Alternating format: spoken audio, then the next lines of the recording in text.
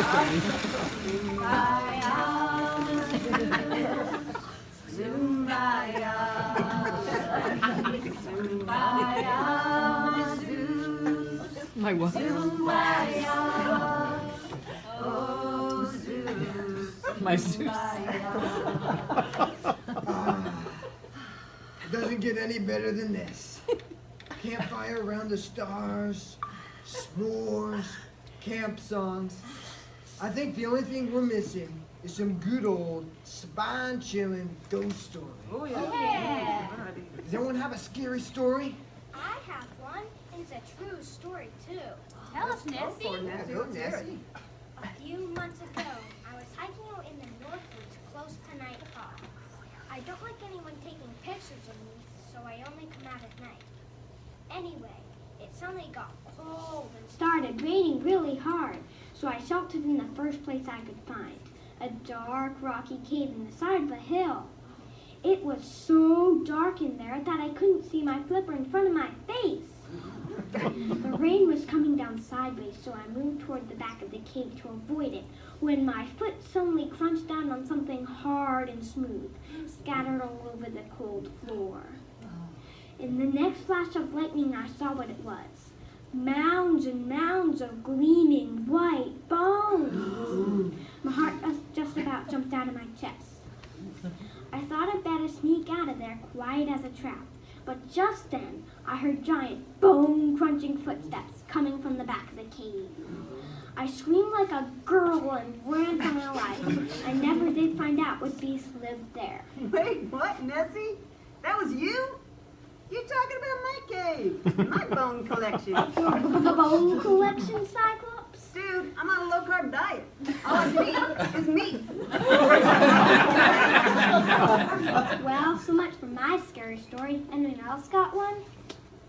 I think I got one. Let's hear it, Annie.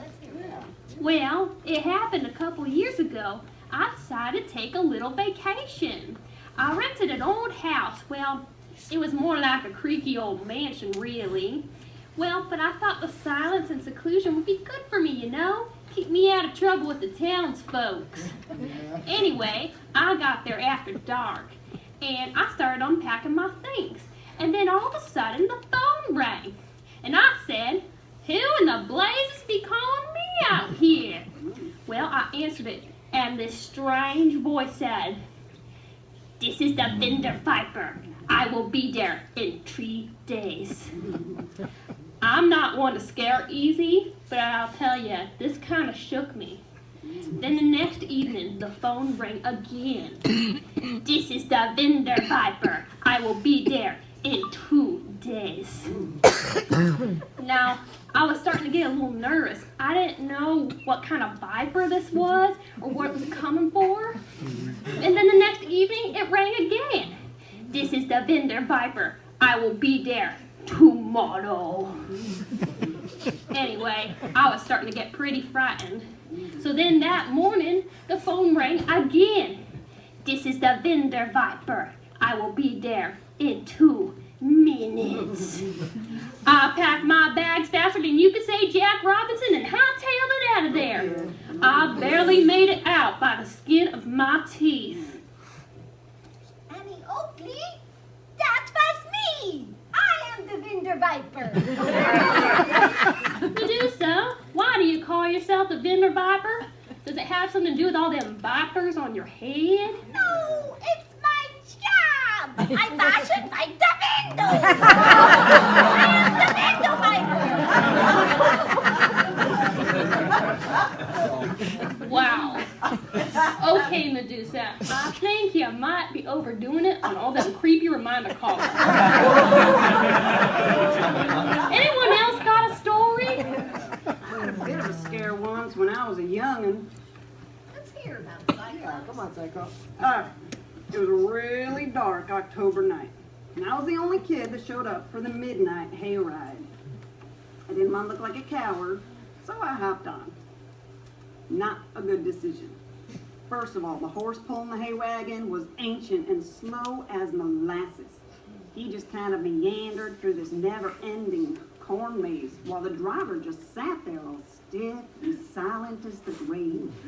Mist swirled around the wagon, and every little noise made me want to jump out of my skin. After what felt like hours of this tense, eye-popping agony, I could hear a new sound coming towards the rear of the wagon. Stomp, stomp, stomp, stomp. At first, I hoped it was just another hayride catching up, but no. Stomp, stomp, stomp, stomp. That was no horse I was hearing.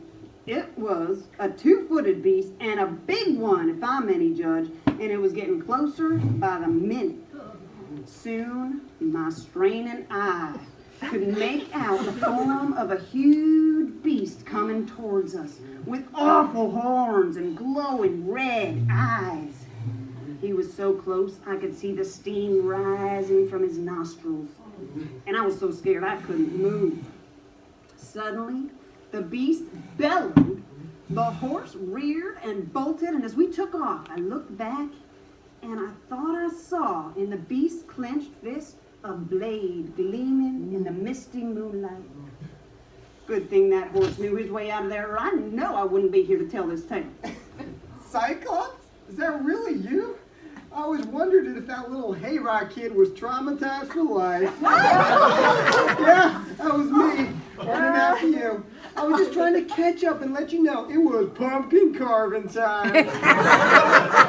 Probably shouldn't have waved that sword around, though. You think? It could send the wrong message. What did you think of my awesome corn maze, huh? That was really something. I almost got lost in it half the time. Seriously, guys, this is getting ridiculous. Aren't there any scary stories out there that aren't about any of us? Oh. Well, I might have heard of one, Let's hear it. Let's hear it. Minotaur. and I really don't think it could be any of us.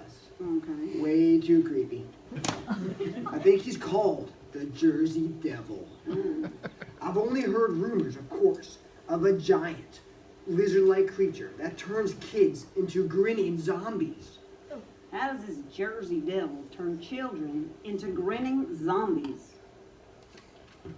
They say he makes this eerie warbling sound, and it grates the nerves like fingernails on a chalkboard. The children hear it, it casts a spell on them, and they begin to mimic and follow him. Oh, you know, I think I have heard of him. I heard that his huge teeth are so white, it hurts your eye just to look at it. His scales are the color of poison, they say.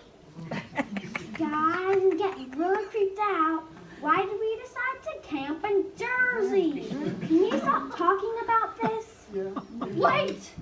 Did you hear that? It sounded like fingernails on a chalkboard! Oh, Guys, something's coming. Oh my gosh, okay. Get out of here. I love